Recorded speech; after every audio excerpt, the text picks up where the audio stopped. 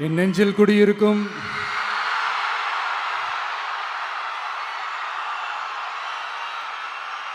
கரூர் சொந்தங்கள், உங்கள் அனைவருக்கும் என்னுடைய வணக்கம்.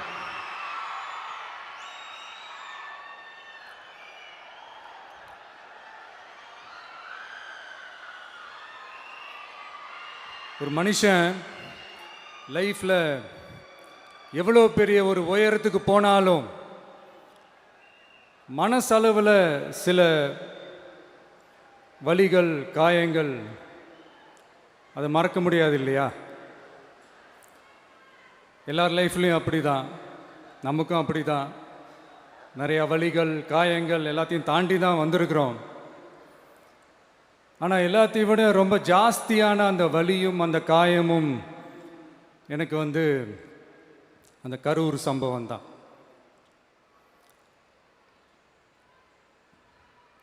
மக்களை சந்திக்கணும், மக்கள் பிரச்சனைகளை எடுத்து பேசணும்.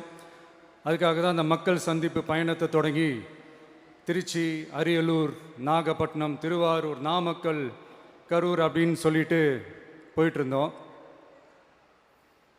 அரியலூரில் அந்த மீட்டிங் முடிச்சுட்டு பெரம்பலூர் போகிறதுக்கு முன்னாடி அந்த பெரம்பலூர் போலீஸ் எங்களை அலர்ட் பண்ணாங்க. சரிங்க, கூட்டம் கொஞ்சம் ஜாஸ்தியாக இருக்குது, லேட் ஆகிடுச்சு, வராதிங்க அப்படின்ட்டு. So we had no choice. Police சொன்னால் நம்ம அதை ஒபே பண்ணி தானே ஆகணும். அதே நேரத்தில் பெரம்பலூர் மக்களோட அந்த சேஃப்டியும் மைண்டில் எடுத்துக்கிட்டு ஒரு மன வலியோடவே திரும்ப போயிட்டோம். அதுக்கப்புறம் பெரம்பலூர் தொகுதி மக்களுக்கு மன்னிப்பும் கேட்டோம். அதே மாதிரி நாமக்கல் அந்த மீட்டிங் முடிச்சுட்டு கரூர் வரும்போது அந்த கரூர் போலீஸ் எங்களை அலர்ட் பண்ணியிருக்கலாம்ல.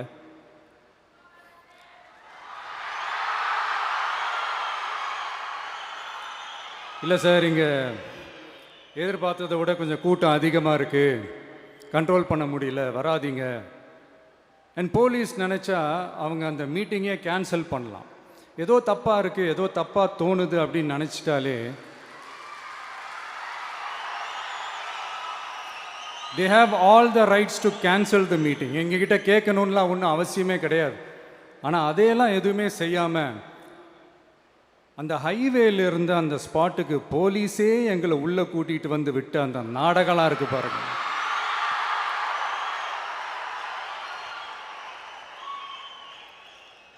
நம்பிட்டேங்க, முழுசாக நம்பிட்டேன். அன்னைக்கு இருந்த அந்த கரூர் போலீஸ் பேசும்போது தேங்க்ஸ்லாம் சொன்னேன் அவங்களுக்கு. எனக்கு தெரியாது இப்படி ஒரு நாடகம் நடக்கும். இதுக்கெல்லாம் யார் காரணம்? இதெல்லாம் யார் சொல்லி செஞ்சது? இப்படி பண்ணுங்க, அப்படி பண்ணுங்க, சப்போஸ் அப்படி நடந்தா இப்படி பண்ணுங்க, சப்போஸ் இப்படி நடந்தா இந்த மாதிரி இன்ஸ்ட்ரக்ஷன்ஸ்லாம் கொடுத்து அந்த ப்ரெஷர் போடுறது யார்?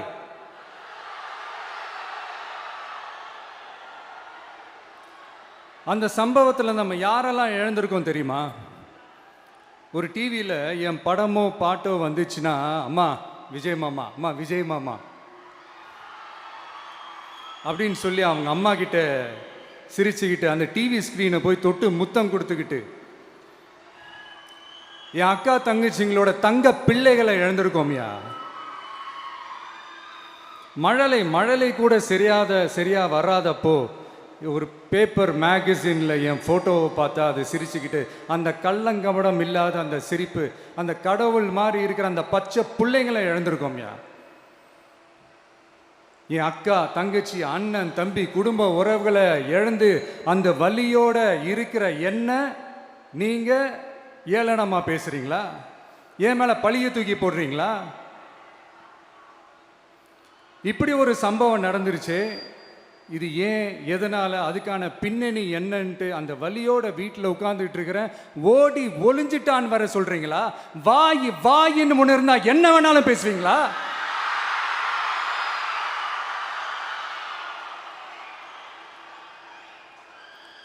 மக்களே, நான் உங்களையே கேட்குறேன். அன்றைக்கி அத்தனை க்ரௌடு இருந்துச்சு, அந்த க்ரௌடுக்கு தகுந்த மாதிரி போலீஸ் பாதுகாப்பு கொடுத்தாங்களா? இந்த இடத்தை எடுத்துக்க சொல்லி நாங்கள் தான் சொன்னோம்னு ஒரு போலீஸ் ஆஃபீஸர் பேட்டி கொடுக்குறாரு. அதுக்கு என்ன அர்த்தம்? இவ்வளோ வலி, இவ்வளோ காயங்கள் கொடுத்துட்டு பழியை தூக்கி நம்ம மேல போட்டுட்டு அதுல ஒரு அரசியல் ஆதாயம் தேடுறீங்களேயா? இதுல வாய் கூசாம சட்டசபையில ஸ்டாலின் சார் நம்ம மேல திருப்பி விட்டு அங்க ஒரு அரசியல் செய்றாரு. அதுக்கு என்ன அர்த்தம்? நமக்காக வந்திருக்கிற மக்களை காக்க வைக்கிறதுக்கு நான் ஒன்றும் ஆதாயம் தேடுற அரசியல்வாதியெல்லாம் கிடையாது. மக்களுக்காக அரசியலுக்கு வந்தவன் இந்த விஜய். எனக்காக எல்லாமும் கொடுத்த என் மக்களுக்காக எல்லாத்தையும் விட்டுட்டு மக்களுக்காக மட்டுமே அரசியலுக்கு வந்தவன் இந்த விஜய். அவங்களுக்காக நன்றி கடன் செலுத்துறதுக்காக மட்டுமே அரசியலுக்கு வந்தவன் இந்த விஜய். உங்களுக்கு தான் இந்த விஜயை பத்தி நல்லா தெரியுமே. ஆனா நம்ம எல்லாருக்குமே இத்தனை வலிகள் காயங்கள் கொடுத்தவங்களுக்கு இந்த 2026 தேர்தலில் தக்க பதிலடி கொடுத்துட்டீங்க. ஆனா அது மட்டுமே பத்தாது மக்களே, அது மட்டுமே பத்தாது. காலகாலத்துக்கும் எழுந்திருக்கவே முடியாத அளவுக்கு நிரந்தரமான ஒரு பதிலடியை நீங்க கொடுத்துக்கிட்டே இருக்கணும்.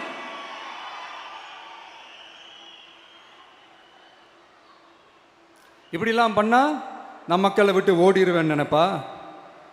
யார் என்ன ஓடினாலும் நான் மக்களை விட்டு எல்லாம் ஓட மாட்டேன். அன்னைக்கும் சொன்னேன், இன்னைக்கும் சொல்றேன், நாளைக்கும் சொல்றேன், தில்லா சொல்லுவேன், கெத்தா சொல்லுவேன். பணமா ஜனமா அப்படின்னு கேட்டா என் ஜனம் தான்டா எனக்கு முக்கியம்.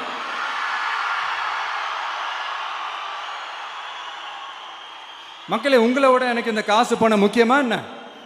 இவ்வளோ குறைகள் நம்ம மேல சொல்றாங்களே, இப்போ நான் சொன்ன மாதிரி அவங்களால ஓப்பனா சொல்ல முடியுமா? அந்த தில்லு இருக்கா, திராணி இருக்கா? ஒரு கிடையாது. ஆனா நம்ம மக்கள் அமைச்சு கொடுத்த நம்ம அரச குறைகள் மட்டும் டிசைனா மாடலா குறைகள் மட்டும் சொல்லுவாங்க.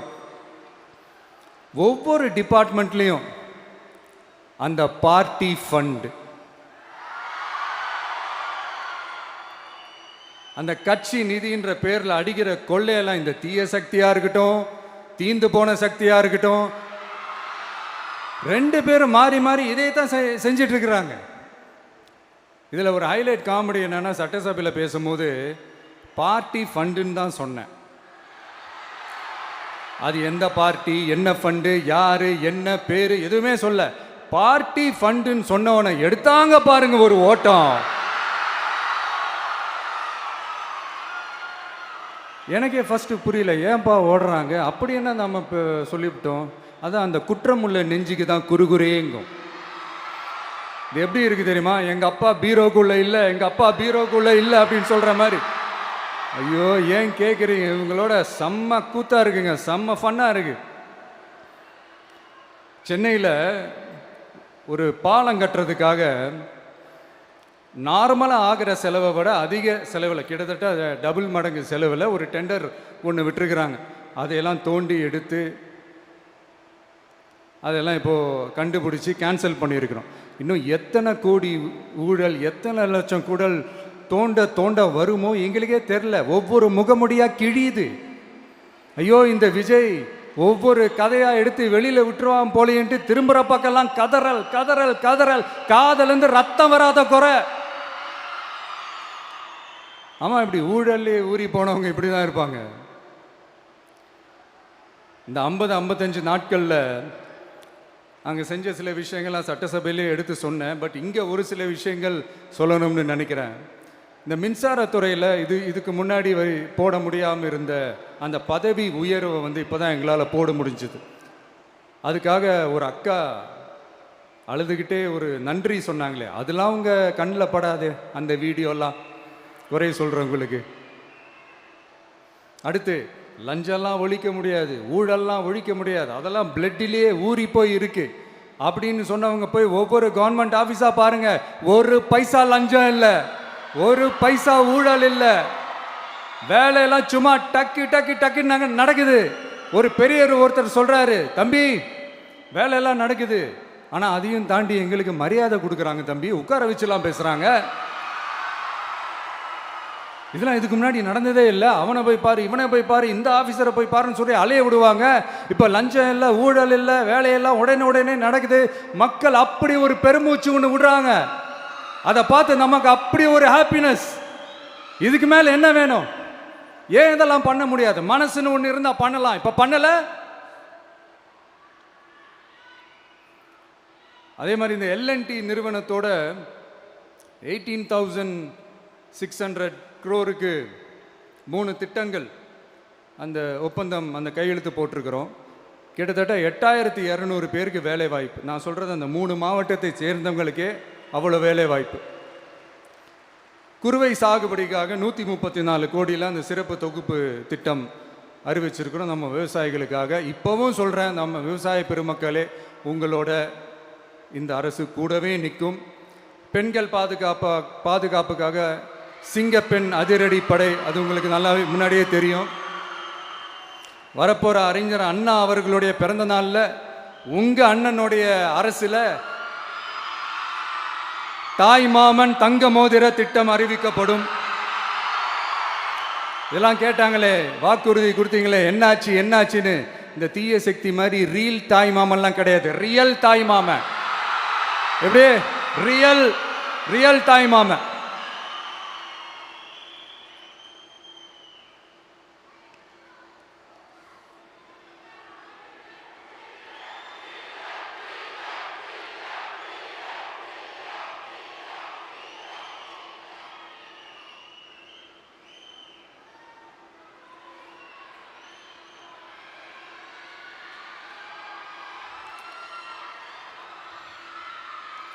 இந்த தீய சக்தியை பற்றி, அவங்க நிர்வாகத்தை பற்றி ஒரு வெள்ளை அறிக்கை ஒன்று வெளியிட்டோம்ல, அது ஷார்ட் அண்ட் ஸ்வீட்டாக சொல்லணுன்னா, ஒரு ஓட்ட பாத்திரத்துக்குள்ளே தண்ணி ஊற்றிக்கிட்டே இருந்திருக்கிறாங்க. பாத்திரம் எம்டியாகவே இருந்திருக்கு, ஆனால் ஊற்றின தண்ணி தான் எங்கே போச்சுன்னு தெரில. கடவுளுக்கு தான் வெளிச்சம். அது மாதிரி இப்போ நம்ம சொன்னதெல்லாம் சும்மா ஒரு சாம்பிள் தான். இன்னும் வரப்போகிற நாட்களில் உங்கள் அரசனுடைய அந்த விஸ்வரூபத்தை நீங்கள் பார்ப்பீங்க. அடுத்து வாயத்தொடங்க சிஎம். அடாடா, உங்கள் சிஎம்ஐ நெஞ்சிலேயே குத்திட்டு வந்தீங்க பாருங்க, அதெல்லாம் வேற லெவல். பேசுங்கன்றீங்க, பேசுனா எந்திரிச்சு ஓடிடுறீங்க. இனிமேல் பேச ஆரம்பிக்கிறதுக்கு முன்னாடி என்ன பண்ணணும் அப்படின்னா, ஒரு நண்பர் ஒருத்தர் சொன்னார், மாண்புமிகு பேரவைத் தலைவர் அவர்களே, எல்லா டோரையும் இழுத்து லாக் பண்ணுங்க அப்படின்னு சொல்லிட்டு தான் பேச்ச ஆரம்பிக்கணும் போல் இருக்கு. ஏன்னா பேசிட்டு இருக்கும் போதே எந்திரிச்சு ஓடிடுறாங்க. 5 நிமிஷம் பேசினதுக்கே குளத்தூர்ல கொத்து பரோட்டா போட்டாங்க. இதுக்கு மேலே பேசினா மொத்தமாக முடிஞ்சிடும், பார்த்துக்கங்க. நாம் அரசியல் பேசினா விஜயெல்லாம் அரசியல் பேசலாமா அப்படிங்கிறது. சரிப்பா, நமக்கு எதுக்கு வம்பு, நம்ம பாட்டுக்கு நம்ம வேலையை பார்ப்போம், எதுக்கு அவங்கள பற்றி பேசிக்கிட்டு அப்படின்னு இருந்தால் விஜய்க்கு அரசியலே பேச தெரில அப்படிங்கிறது. இப்படியே மாறி மாறி மேகதாது அணையை பற்றி என்ன தெரியும், விஜய் அதை பற்றி பேசலை. இப்படி நம்ம அரசியலுக்கு வந்ததுலேருந்தே ஒரு கூட்டம் குறை மேலே குறையா சொல்லிக்கிட்டு, பாட்டுக்கு பாட்டு கச்சேரி எங்களுக்கும் பண்ண தெரியும், பண்ணலாமா? இந்த மேகதாது அணை சம்பந்தமான அந்த வழக்கில் தமிழ்நாட்டோட பெட்டிஷனை சுப்ரீம் கோர்ட் எப்போ ரிஜெக்ட் பண்ணுச்சு? அப்போ யார் ஆட்சியில் இருந்தா? ஏன் ஒழுங்காக வாதாடல? நீங்கள் ஒழுங்காக வாதாடி இருந்தீங்கன்னா அதை ரிஜெக்ட் பண்ணியிருக்க மாட்டாங்கல்ல. ஏன் ஸ்டாலின் சார் வேணும்னே விட்டுட்டாரா? ஏன் இப்படிலாம் கேள்வி கேட்கலாமா? இப்படிலாம் கேள்வி கேட்டால் தான் மேகதாது அணையை பற்றி பேசுனதா அர்த்தமா? ஏன் அந்த ஸ்டேட்டு சிஎம் பேசுகிறாரு, நீங்கள் ஏன் பேசலை அப்படின்னா, நம்ம ஸ்டேட்டோட உரிமையை எங்கே நிலைநிறுத்தணுமோ அதுக்காக வேலை பார்க்குறது மட்டும்தான் முக்கியம். சும்மா சவால் விட்டுக்கிட்டு சீண்டி பார், நான் யார் தெரியுமா, தொட்டு பார், இப்படிலாம் பேசிக்கிட்டு இருந்தால் வேலைக்கு ஆகாது. சும்மா பேசி பேசி பிரச்சனையை வளர்த்துக்கிட்டு யார் மேலேயாவது பழியை தூக்கி போட்டுட்டு அப்புறம் மக்களை அம்போன்னு தெருவில் விட்டுட்டு இப்படி தான் ஒரு அரசியல் பண்ணணும்னா அந்த அரசியல் நமக்கு தேவையும் இல்லை, அதை நம்ம செய்யவும் போகிறதில்ல. Talk less work more mode தான், அதுதான் நம்ம பாலிசியே. அதனால தான் சட்டசபையில் அந்த அரசினர் தீர்மானம்னு சொல்லி ஒன்று கொண்டு வந்தோம். அது எப்படி டு டேக் இட் ஃபார்வர்ட், எப்படி கொண்டு போகணுமோ அதை சரியாக செய்வோம். சென்ட்ரல் கவர்மெண்ட்லேருந்து அந்த டீலிமிட்டேஷனை திரும்ப கொண்டு வர போகிறதா ஒரு பேச்சு ஒன்று அடிபடுது. யார் என்ன டீலிமிட்டேஷன் கொண்டு வந்தாலும் தமிழ்நாடு அது ஒத்துக்காது. நமக்கான இடத்த யாரும் பறிக்கவும் முடியாது, அது பறிக்கவும் விட மாட்டோம். இப்படி நாம் இருக்கும்போது இந்த தீய சக்தி திமுக எங்கே போய் நிற்குது, யார் கதவை தட்டிக்கிட்டு நிற்குது, அது உங்களுக்கே நல்லா தெரியும். மக்களே, இந்த தீய சக்தியும் தீந்து போன சக்தியும் வேறலாம் இல்லை, கூட்டு களவாணிங்க. சொல்ல முடியுமா அவங்களால? எங்களுக்குள்ள ஒட்டும் இல்லை, உறவும் இல்லை, அறிவிக்க முடியுமா? நிரூபிக்க முடியுமா? இந்த வரப்போகிற இடைத்தேர்தலில் அதை நிரூபித்து காட்டுங்க, அப்புறமா பேசுங்க. மக்களை, என் மனசை விட்டு கரூர் எப்பவும் நீங்கவே நீங்காது. நமக்கு ஏற்பட்ட வேதனையான சம்பவத்தை, நமக்கு எதிராக நடந்த சதிய சூழ்ச்சிய இனி வர்ற ஜென்ரேஷனும் அவங்களுக்கு தெரியப்படுத்தணும்ல. அதுக்காகவே இனி ஒரு அரசியல் சதிய, அரசியல் சூழ்ச்சிய யாரும் யோசிக்கவே கூடாதுன்றதுக்காகவே கரூரில் ஒரு நினைவு சின்னத்தை நம்ம டிவிகே சார்பா அமைக்கப்படும் அப்படின்றத அறிவிக்கிறோம். அப்புறம் கரூர்ல இருந்து ஒட்டுமொத்த தமிழ்நாட்டு மக்களுக்கும் சொல்றேன், உங்க டிவிகே அரசு உங்களுக்காகத்தான் உழைக்கும். அடிப்படை வசதிகளை முதல்ல நிறைவேற்றணும். ஒரு பக்கம் நிதி நிலைமையை சரி செஞ்சுக்கிட்டே, இன்னொரு பக்கம் அப்படியே நாம் சொன்னதில் ப்ரையாரிட்டி பார்த்து ஒவ்வொன்றா படிப்படியாக நிறைவேற்ற ட்ரை பண்ணுவோம். இது எப்பவும் உங்களுக்கான அரசாக தான் இருக்கும். இந்த விஜய் உங்கள் விஜயாக தான் இருப்பான். நீங்கள் உரிமையோட உங்கள் கவர்மெண்ட்டை நீங்கள் அணுகலாம். இந்த தீய சக்தி ஆட்சி முடிஞ்சு பொட்டிக்குள்ளே போனதுலேருந்து என்னென்னமோ பண்ணுறாங்க, இது ஏதோ பேசுகிறாங்க, சோஃபாங்கிறாங்க, வாஷிங் மிஷினுங்கிறாங்க. இந்த அரசியல் வியாபாரம் பண்ணுறதுக்கான அந்த வெண்டிங் மெஷினே அவங்க தான். யார்? இந்த திமுக. இதில் நம்மளை பார்த்து வாஷிங் மிஷினுங்கிறாங்க. எலெக்ஷனில் ஓட்டுக்கு காசு கொடுக்குற அந்த கலாச்சாரத்தையே, அந்த கல்ச்சரை அடித்து நொறுக்கி இருக்கிறோம். எலெக்ஷன்லேயே அப்படி வேலை பார்த்த நமக்கு எதுக்கு இந்த குதிரை, கழுதை, ஒட்டக பேரெல்லாம்? மக்களின் பக்கம் அப்படி இருக்கும்போது நமக்கு எதுக்கு இந்த பேரெல்லாம்? இந்த திருட்டு திமுக ஆட்சியை வச்சுக்கிட்டு ஊரடிச்சு ஒலையில போட்டு இந்த கொள்ளையை அடிச்சதுனால தான் உங்க கரூர் கம்பெனி ஓனர் ஒருத்தர் எங்க எங்க இருக்காருன்னே தெரியாம ஓடு ஓடு ஓடு ஓடு ஓடு ஓடு ஓடு ஓடு வராம் பாரு வேட்டக்காரன் ஓடினே இருக்கிறாரு. இன்னொருத்தர் ஃபாரின்ல போய் ஒளிஞ்சுக்கிட்டார். ஃபாரின் ஸ்டாலின் சார்ன்னு நினச்சிட போறீங்க, அவர் இல்லை. எனக்கு எப்பவுமே ஸ்டாலின் சார் மேல ஒரு தனி பாசம் ஒன்று உண்டு. அவர் கிடையாது, இவர் வேற. சிங்கப்பூருக்கு செக்கப்புக்கு போனார்ல அவரு. இன்னும் தோண்ட தோண்ட எத்தனை பேர் மாட்ட போறாங்களோ தெரில. உங்ககிட்ட யாராவது லஞ்சம் ஏதாவது கேட்டாங்கன்னா கொடுக்க முடியாது சொல்லுங்க, நான் இருக்கேன் உங்களோட. அப்படியே யாராவது ஃபோர்ஸ் பண்ணாங்கன்னா இது எங்க மகன், எங்க புள்ள, எங்க அண்ணன், எங்க தம்பி, எங்க விஜய், எங்க விஜயோட ஆட்சின்னு ஸ்ட்ராங்கா சொல்லுங்க. மக்களை, நீங்க கூட இருக்கும் போது லஞ்ச ஊழல் மட்டும் இல்லை, அதிகாரத்தை வச்சு ஆட்டம் போடுற யாரா இருந்தாலும் அடங்கிடுவாங்க. இந்த கடமை, கண்ணியம், கட்டுப்பாடுன்ட்டு ஒரு காலத்தில் கொள்கையோடு இருந்த கட்சியெல்லாம் இன்னைக்கு எப்படி இருக்கான்னு உங்களுக்கே தெரியும். அதாவது இந்த டிவிகே கட்சியோட தலைவரை எதிர்க்கிறதுல ஒரு நியாயம் இருக்கு. ஏன்னா உங்க பொழப்புல மண்ணள்ளி போட்டான். என்ன இந்த ஊழல் லஞ்சம்லாம் பண்ண மாட்டேன்னு சொல்லி உங்க அரசியலையே ஒரு தெருமுனைக்கு கொண்டாந்து விட்டான். மக்கள் வேற அவனை தான் நம்புறாங்க. ஸோ இந்த விஜயை எதிர்க்கிறதுல ஒரு அரசியல் நியாயம் இருக்குது, அது புரிஞ்சிக்கலாம். ஆனால் இன்னைக்கு இந்த விஜயை மக்கள் ஓட்டு போட்டு ஜெயிக்க வச்சு ஒரு தீர்ப்பை கொடுத்து மக்களுக்காக வேலை செய்யறதுக்காக முதலமைச்சராக உட்கார வச்சிருக்கிறாங்க. என்னமோ இன்னமும் நீங்க தான் ஆட்சியில் இருக்கிற மாதிரி விஜய் கரூருக்கெல்லாம் போகக்கூடாது, விஜய் இங்கே போகக்கூடாது, அது செய்யக்கூடாது, இது செய்யக்கூடாதுன்னு எனக்கு புரியலையே. ஆட்சியில் இருக்கும் போது தான் இவ்வளோ கட்டுப்பாடெல்லாம் போட்டீங்க, எஸ்ஓபிஸ்லாம் போட்டீங்க, ஸ்டாலின் சார் ஆப்ரேட்டிங் ப்ரொசீஜர்லாம் போட்டீங்க. இப்போவும் அதே பண்ணிட்டு இருந்தீங்கன்னா என்ன சார் நியாயம்? இல்லை, நான் தெரியாமல் தான் கேட்குறேன். இன்னும் கனவுலையே இருக்கிறீங்களா? முதல்ல முழிச்சு வாங்க, ரியாலிட்டிக்கு வாங்க. உங்கள் ஆட்சியெல்லாம் வீட்டுக்கு போய் டிவிக்கேன்னு ஒரு ஆட்சி வந்து ரொம்ப நாள் ஆச்சு. ஒழுங்கா படி என்று சுப்ரீம் கோர்ட் ஓங்கி மண்டேலியே நறுக்கு நறுக்கு நறுக்கு என்று செம்மட்டியாலே அடிச்சும் இந்த திமுக முழிச்சிக்கல அப்படின்னா அப்போ கொஞ்சம் கஷ்டம்தான். வெற்றி தோல்வியெல்லாம் அரசியலில் சகஜம் சார். அதுக்காகலாம் வெறி பிடிச்சி இந்த பதவி வெறி பிடிச்செல்லாம் அலைய தேவையில்லை. நல்ல விதமாகவே சொல்கிறேன், நியாயமான அரசியல் பண்ணுங்க. ஓ, அதுதான் உங்களுக்கு தெரியாதுல்ல. இந்த தீய சக்தி திருத்தவும் முடியாது, அவங்களா திருந்துவாங்கன்னு பார்த்தா அதுவும் நடக்க போகிறதில்ல. அதனால் வரப்போகிற இடைத்தேர்தலில் மக்களே இந்த தீய சக்தி திமுகவை நல்லா வெச்சு வெளுத்து விடுங்க. கான்ஃபிடண்டா இருங்க மக்களே, நல்லதே நடக்கும், வெற்றி நிச்சயம்.